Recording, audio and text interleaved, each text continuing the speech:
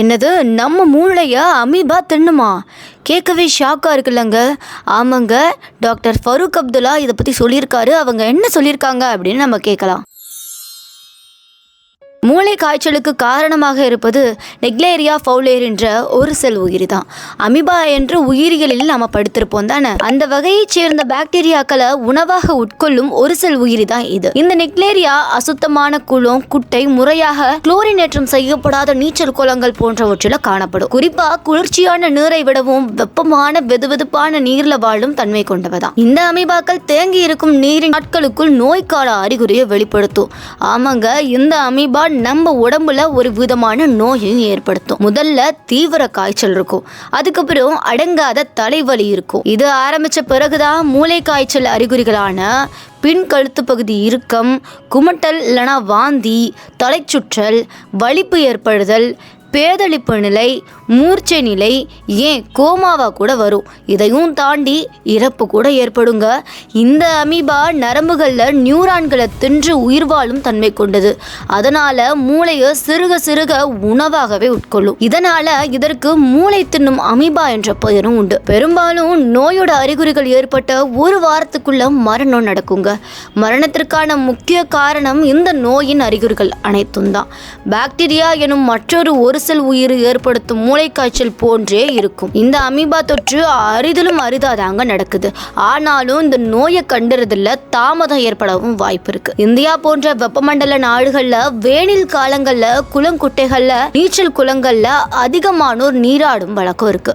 அதனால கட்டாயம் இந்த நோய் குறித்த விழிப்புணர்வு மருத்துவர்களுக்கும் பொதுமக்களுக்கும் இருப்பது பல உயிர்களை காக்கும். இந்த கிருமி தொற்று ஒரு மனிதரிடமிருந்து மற்றொருவருக்கு பரவாதுங்க. ஆனா இந்த அமீபா தொற்று பாக்டீரியா தொற்று போலவே தெரிஞ்சாலும் பாக்டீரியா கொல்லிகள் என்றழைக்கப்படும் ஆன்டிபயோட்டிகளுக்கு அடங்கவே அடங்காது. இதற்காகவே பிரத்யேகமா ஒரு மருந்து இருக்குங்க. அந்த மருந்தோட பெயர் தான் ஆம்ஃபோடெரிசின் பி. அவங்க கோவிட் தொற்று ஏற்பட்ட காலத்துல உபகொள்ள நோயாக உருவெடுத்த கருப்பு பூஞ்சை அப்படின்னு சொல்ற மியூகார் மைக்கோசிஸ் தொற்றுக்கு இந்த மருந்து தான் கேட்டுச்சு.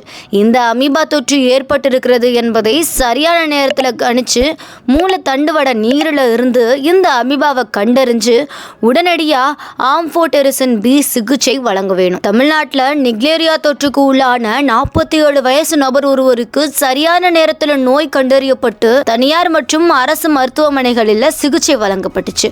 அதனால அவர் உயிர் பிழைச்சிருக்காரு அப்படின்றது குறிப்பிடத்தக்க ஒரு விஷயங்க. இந்த அமீபா மூளையின் உள்ள முக்கிய மண்டலங்களை தின்று முடிப்பதற்குள்ள விரைவாகவே கண்டறிஞ்சு சிகிச்சை அளிப்பது ரொம்ப சுலபமான காரியமும் இல்லை. அதனாலேயே இந்த நோயோட இறப்பு உண்டாகும் சதவீதம் எவ்வளவு இருக்குன்னா கிட்டத்தட்ட 100% இருக்கு. இதுவரை உலகில் 500க்கும் குறைவான நோயாளிகளை இந்த அமீபா தொற்றுக்கு உள்ளாகி உள்ளதாக மருத்துவ ஆவணங்கள் குறிப்பிட்டிருக்கு. இந்தியாவில் 50க்கும் குறைவான ஆதாரங்கள் தான் பதிவாகி இருக்கு. இருந்தாலும் முறையா ஆவணப்படுத்தப்படாத, ரிப்போர்ட் செய்யப்படாத, இல்ல அப்படின்னா தவறுதலா பாக்டீரியாவினால வைரஸ்னால ஏற்படும் மூளை காய்ச்சல் என்று ஆவணப்படுத்தப்பட்ட நோயர்களோட எண்ணிக்கை அதிகமாக இருக்கலாம். இந்தியாவில் இறப்பிற்கான காரணங்களை பிரேத கூராய்வு மூலம் அறிவது மருத்துவ சட்ட ரீதியான வழக்குகளுக்கு மட்டுமே கட்டாயமாக இருக்கின்றதுனால இது போன்ற மூளை காய்ச்சல் மரணங்களால இந்த அமீபா தொற்றின் பங்கு குறித்து நம்மால சரியான எண்களை அறிய முடியாம போகுது. சரி, இந்த அமீபா தொற்றுல இருந்து நாம எப்படிப்பா நம்மளை பாதுகாக்கலாம் அப்படின்னு நீங்க கேட்டீங்கன்னா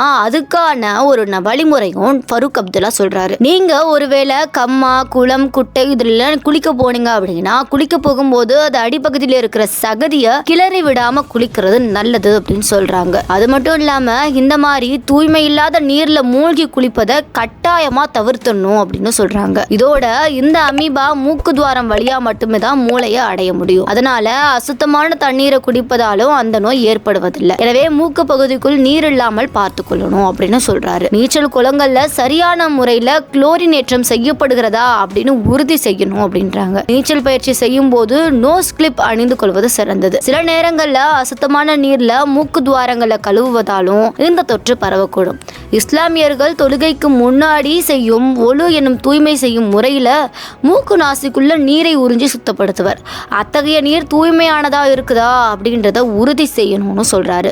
இது மாதிரி குளம், குட்டை, கண்மாய்களில் குளித்த 10 நாட்களுக்குள் காய்ச்சல், தலைவலி, கழுத்து பகுதியில் இறுக்கம், வலிப்பு போன்ற ஏதாவது அறிகுறி தென்பட்டால் உடனடியாக மருத்துவமனைக்கு போய் அட்மிட் ஆகிருங்க அப்படின்னு சொல்றாங்க. அப்படி நீங்க மருத்துவரை பார்க்கும்போது மறக்காம நீங்க எப்போ எங்க குளிச்சிங்க அப்படின்றதுக்கும் தெளிவுபடுத்திக்கோங்க. இன்னும் குறிப்பா சொல்லணும்னா குளம், குட்டைகள்ல, கண்மாய்கள்ல, நீச்சல் குளங்கள்ல குளிக்கும் அனைவருக்குமே இந்த தொற்று ஏற்படுறது அப்படின்றது கிடையாதுங்க. அரிதிலும் அரிதாதான் இந்த தொற்று ஏற்படுது. இது அவரவர் எதிர்ப்பு சக்தியை பொறுத்தும் இருக்குங்க.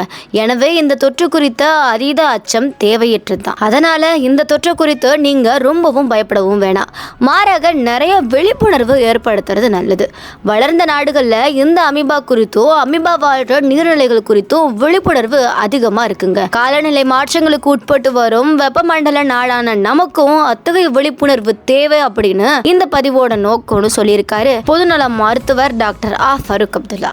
இது மாதிரி பல தகவல்களுக்கு நம்ம சேனலை ஃபாலோ பண்ணிக்கோங்க.